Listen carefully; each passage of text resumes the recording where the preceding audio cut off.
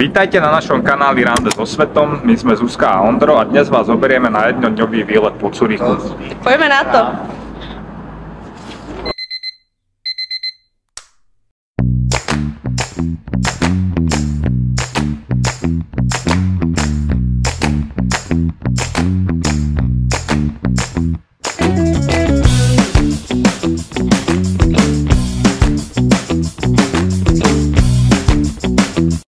Naše ráno začíname v jednej z najstarších kaviarní v Zürichu, a to v Café & Konditorei 1842. Ich Bierchermüsli je jednoducho neodolateľné. Ja som ochutnal ich vychýrenú horúcu čokoládu, ktorá je vraj najlepšia v meste, a k tomu som si dal croissant a pečivo, ktoré bolo ešte teplé. Za tieto typické švajčiarske raňajky sme zaplatili 30 frankov. Takisto sa nám páčil fancy interiér a veľmi príjemná obsluha. Pri odchode si môžete zakúpiť takéto vynikajúce dobroty.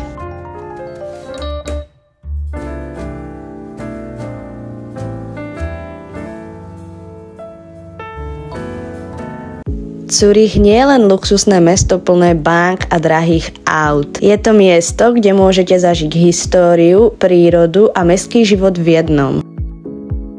História tu dýcha z každej budovy, ale táto ulička je skrytý poklad.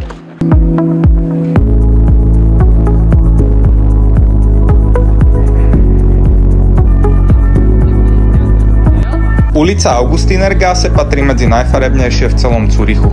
Ďalej pokračujeme na Bahnhofstraße. Je to jedna z najluxusnejších nákupných ulic na svete. Všetci vieme, že Švajčari sú známi výrobou kvalitných hodiniek a práve na tejto ulici si viete kúpiť napríklad Rolexky, Omegy alebo Breitlingy. Ale takisto tu sú rôzne butiky najznámejších modných domov, ako napríklad Louis Vuitton, Gucci alebo Prada. Na konci tejto ulice na vás čaká Zürišské jazero. Dá sa po ňom aj plaviť, ale to si ukážeme inokedy.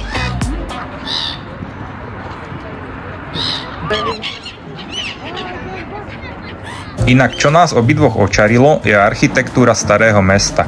Všade okolo nás sú krásne a zachovalé budovy, ktoré tomuto mestu dodávajú super atmosféru. Preto sa tu oplatí chodiť pešo, lebo nikdy neviete, na aký schvost narazíte.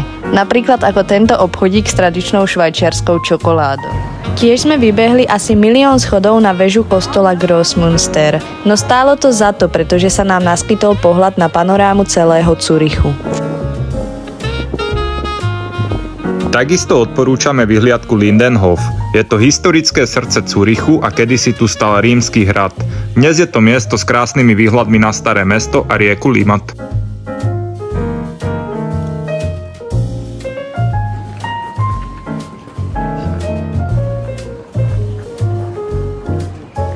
Ak máte čas, určite vidíte na vrchol hory Uetliberg.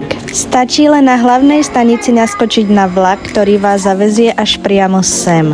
Tu si môžete vychutnať prírodu, výhľady na Alpy, na jazero, na celý Zürich, alebo si dať nejaké občerstvenie. Z Uetlibergu nám vyhladlo a preto ideme do Markthalle. Je to krytá tržnica s reštauráciou, avšak tá bola na rezervačku, tak sme zmenili plán a večerali sme v bistre Wurst & Moritz, kde nám pripravili klasický wurst s dobrým pivkom. No a po večeri nás ešte čakala prechádzka večerným Zürichom. Mesto má super vibe ako vodne, tak aj v noci. Stavili sme sa ešte na jedno pivko a išli domov.